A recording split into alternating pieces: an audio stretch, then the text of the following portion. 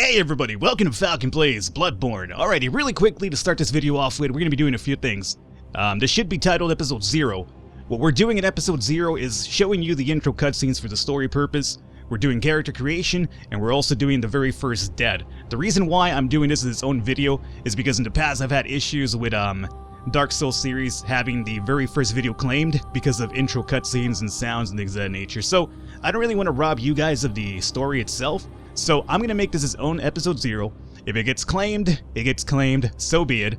Episode 1 will be the start of the game itself. So if you've already seen the story, you've already played the story, yada yada yada, etc, etc, you can go ahead and just jump to Episode 1, which should be released immediately after this video itself. But if you want to see the character creation, and you want to get the story of the game, stick around for this one, and then jump over to Episode 1 when we get into the game itself. All that said and done, let's get into the game. Oh, yeah. Pale blood. Well, you've come to the right place. Yharnam is the home of blood ministration. You need only unravel its mystery. But where's an outsider like yourself to begin? Easy, with a bit of Yharnam blood of your own. But first, you'll need a contract.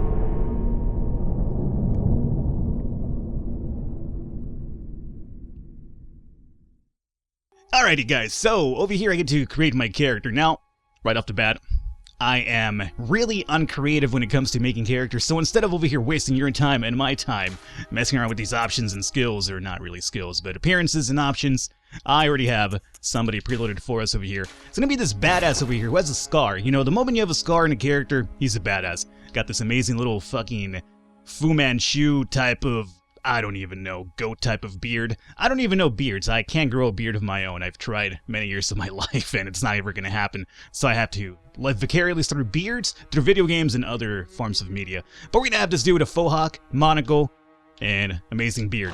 And that's about it. We're going to be going with the origin of Violent Pass because we're going to be doing more of a melee-based individual here, so the Violent Pass does start off with 15 strength, 11 endurance, and 12 vitality, which is pretty good to me. And he's got a terribly violent pass, rash, but stronger for it. Alright, so we're going to go with him. Age, young male, sounds about right. It sounds like I'm also propositioning somebody on a website for, you know, male escorts, but that's besides the point. Let's go into finish over here. Name is required. Oh, of course. I hate naming things in games, because I'm, again, really fucking uncreative. So we're gonna go with Falcon, just because, again, uncreativity. How does it work? Falcon, no, game, R2 is done, since when? Why not the, oh, that's right, the PS4 controller doesn't have a start button. Instead, it's options now.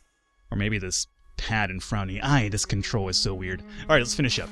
Yes, finalize the contract, go for it. Good. All signed and sealed. Now, let's begin the transfusion. Oh, don't you worry. Whatever happens, you may think it all a mere bad dream.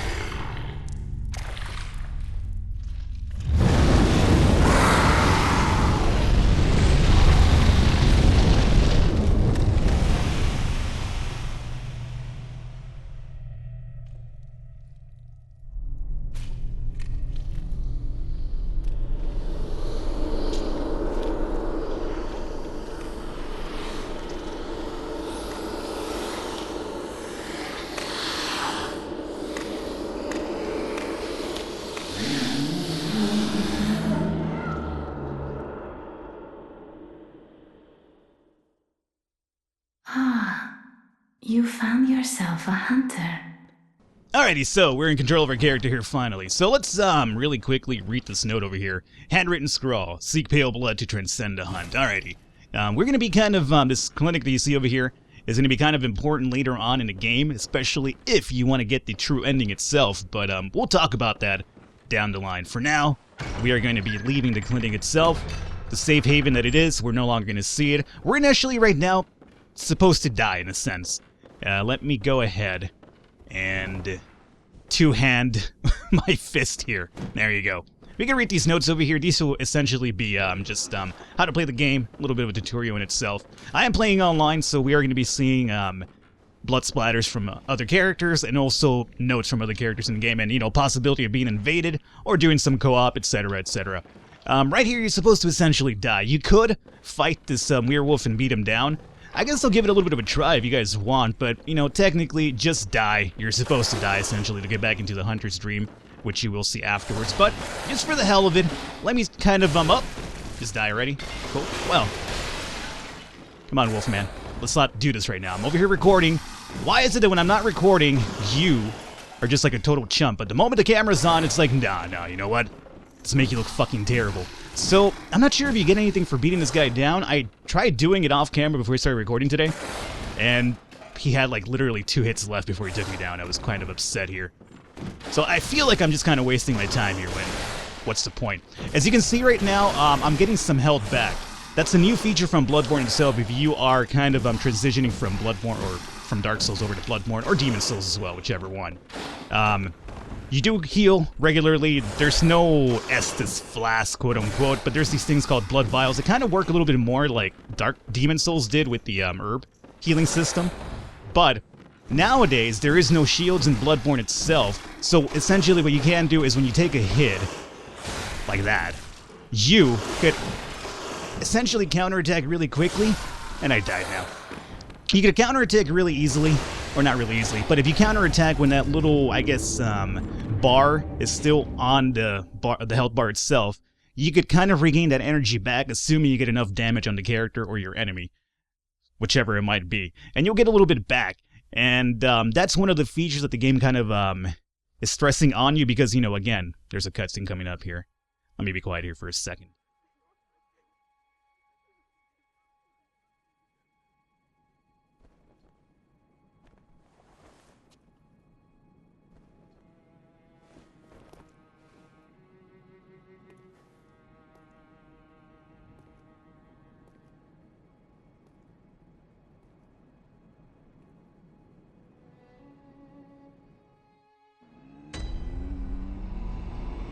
Alrighty, now this right here is essentially going to be your hub world for the game. So think of, you know, Majula, think of Firelink Shrine, think of the Nexus from Demon Souls. This is going to be your main hub. Here's where you do your leveling, you'll do your item, you know, acquisition, I guess, workshop duties, etc. So there's a lot more different things in Bloodborne than there is in Dark Souls and Demon Souls in terms of doing, but we'll kind of go over those when they're unlocked. But as I was trying to say before from the, before the cutscene itself, the game actually stresses on you, there is no shield. I guess there is a shield in the game, but it's pretty useless, at least to my understanding of it, and in the moment I used it, it wasn't really doing much for me. I'm going to pick up the Hunter's Axe, because we're going to be doing like more of a strength type of build. And our firearm, we'll go with the Hunter Bunderbless here. And we'll pick up this notebook as well. This is to leave messages and raid messages, etc., etc. So, the game stresses on you a lot more of no shields, no turtling up like you could do in Dark Souls and Demon Souls and just kind of wait out your enemies. This time around, there's really no shield. Your only type of defense is going to be your firearm, which kind of works as your parrying device in this game as well. Kind of really different to get used to, but once you get it, you'll kind of understand it. I'm, just a heads up, really terrible at parrying, so don't expect me to parry everything throughout the game, because, you know, I'm more of a dodgy type of dude. Alrighty, so before we call it an episode here for episode 0, let's just really quickly come over here and get my revenge, because I'm a little bit salty this dude kind of took me down when I was trying to actually beat him legitimately, hand to hand, just so I could show off a little bit online, but unfortunately it didn't really go down. As you can see, his eyes were glowing because it indicated that he actually had my blood echoes. Essentially now, you have the chance of dropping your blood echoes, or quote-unquote souls. Instead of finding them on the floor, there's a potential that one of the enemies in the area, even if they're already been killed by the time you die and lose your souls, they could legitimately, when you respawn, have their souls acquired, or your blood echoes acquired, and you have to kill them to get your, blood echoes back, which is, essentially souls. I'm going to probably call them souls a lot in this walkthrough, so I apologize for that. We got 3 blood vials as well. That's pretty ideal. Alrighty, so we got revenge on this individual. We will be going forward into Yharnam itself, episode 1. So hopefully you guys enjoyed this one. Leave a thumbs up, leave a like. The support does mean a lot. Check in episode number 1, which should be coming up immediately after this video, so don't expect much of a delay in between. I will catch you next time.